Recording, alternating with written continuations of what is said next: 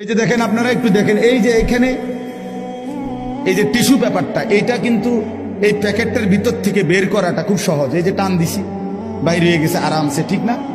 কিন্তু এইখানে একটা পলিথিন আছে, এই যে এই দেখেন, এটা একবারে এটার লগে একদম লাগানো টাইট কইরা। এই যে পলিথিনটা দেখছেন নি, এইটা কোনো আপনি টান দিলে এই চলে আসবে না, এটা কাপড়টা না আসে, কিন্তু পলিথিনটা এইটা টান দিলে স্বাভাবিকভাবে কি হবে না। তো এটা কি করতে হবে, এইটারে এরকম টাইনা টাইনা ছিটতে হবে, বুঝছেন? এটা বাইরে কি করতে হবে, এভাবে ছিটতে হবে। এই আল্লাহ রসুল বলছে, কসম আল্লাহ, আমি নিজে হাদিস পড়ছি, পড়াইছি।